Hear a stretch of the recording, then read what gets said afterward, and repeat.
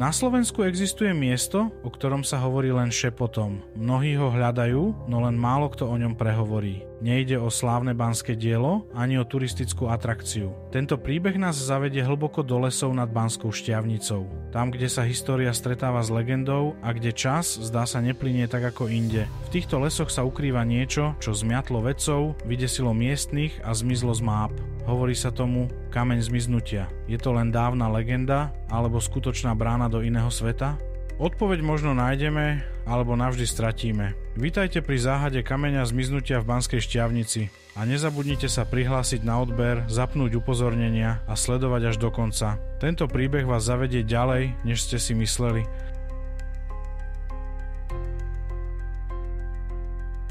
Banská Štiavnica. Mesto, ktoré vonia históriou, ukrýva pod zemou stopy baníkov, legend a ticha. Je to miesto, kde sa prelína skutočnosť s príbehom a realita s tieňmi dávnych čias. V hlbokých šťavnických lesoch, na okraji zabudnutých chodníkov, údajne leží kameň zmiznutia, záhadný balvan, o ktorom si miestni šepkajú, no málo kto sa odváži hovoriť nahlas. Legenda vraví, že ten, kto sa ho dotkne, môže navždy zmiznúť. Nie zmiznúť ako v bežnom zmysle slova, ale zmiznúť z tohto sveta, ako by prešiel závojom času, alebo do iného sveta.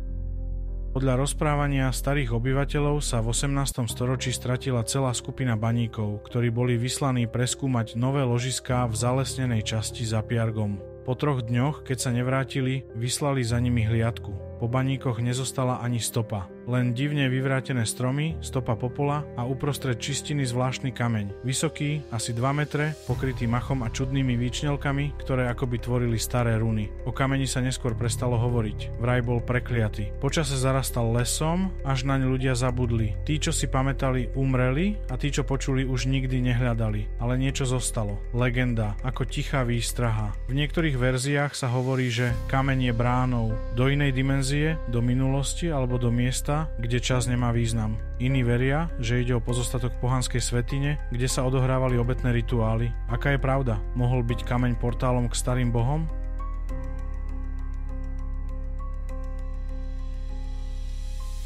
V roku 2023 sa historik a miestny bádateľ Marek Varga náhodne dostal k starému denníku v archíve Baníckeho múzea. Medzi zažltnutými listami, zviazanými koženou šnúrkou, sa ukrývali zápisky muža menom Johann Rutzner, nemecký baník žijúci v Štiavnici v roku 1763.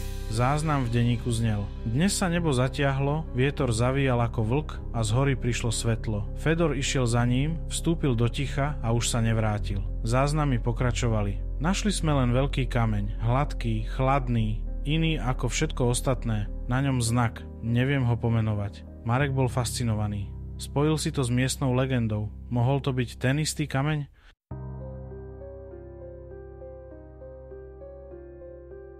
Na jar sa Marek rozhodol ísť do lesov nad starým Piargom. Zobral si so sebou starú mapu z 18. storočia a moderné GPS. Mapa ukazovala lesnú čistinu, dnes nezaznačenú na žiadnej aktuálnej mape. Po 3 hodinách blúdenia lesom, zahmlenými dolinami a zvukmi, ktoré nepripomínali žiadne známe zvieratá, narazil na čistinu. Stromy tu stáli v neprirodzene pravidelných kruhoch. V strede bol ten kameň, väčší než čakal, s hladkým povrchom, na ktorom sa skutočne dali rozoznať symboly. Ako sa k nemu priblížil, Marek pocitil tlak v ušiach, ako pri náhlej zmene tlaku. Priblížil ruku a kameň bol teplý.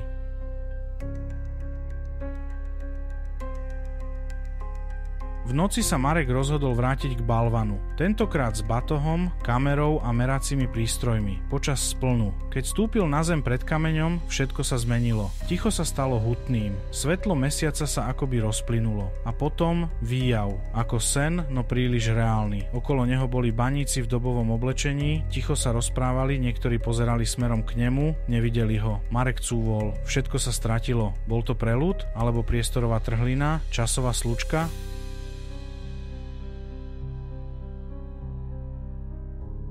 Miestni o kameni nehovoria, ani starí, ani mladí. V krčme ho privítali srdečne, no keď spomenul kameň, stíchli. Jeden z nich, starý Šimon, nakoniec prehovoril: Brat tam šiel v roku 1962.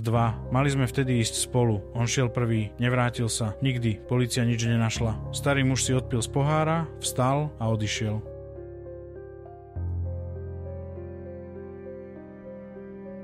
V Banskom archíve Marek nachádza niečo šokujúce. V záznamoch z 1791 sa uvádza strata 5 mužov, ktorí zmizli pri skúmaní zvláštneho geologického útvaru. Popis zodpovedá kameňu. V roku 1888 sa tam stratila mladá žena, dcéra lesného správcu. O 100 rokov neskôr, v roku 1988, chlapec, ktorý sa hral v lese. Rovnaké miesto, rovnaké ticho.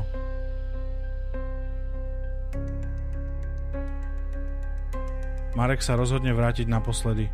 Tentoraz s cieľom dotknúť sa kameňa. Pod splnom mesiaca vstupuje na čistinu. Vzduch zhustne. Kameň vydáva slabé svetlo. Zvuky sa spomaľujú. Všetko zhasne. Pocit, že padá. Potom ticho. Zrazu je na inom mieste. Krajina je rovnaká, no iná. Bez ciest, bez domov. Z neba padajú tiché iskry.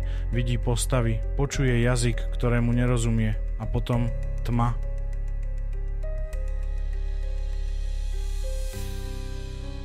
Marek sa prebudí na rovnakom mieste. Je deň, všetko je normálne, ale hodinky ukazujú iný dátum. O 2 dní neskôr. Má pri sebe zvláštny amulet, nenašiel ho predtým. Je starý, z kovu, ktorý nepozná. Na ňom rovnaké znaky ako na kameni. Odchádza domov, píše všetko do záznamu, ale cíti, že niečo v ňom zostalo, ako by sa čas stále krútil.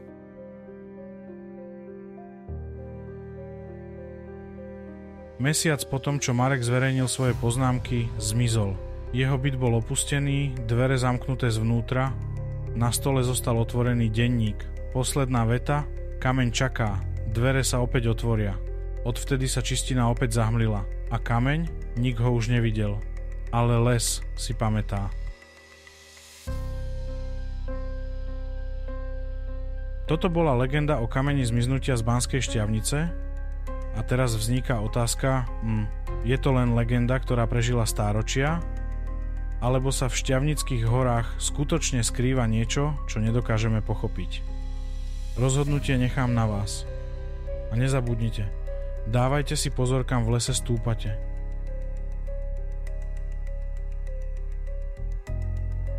Ak ste to dopozerali až sem, tak vám veľmi pekne ďakujem.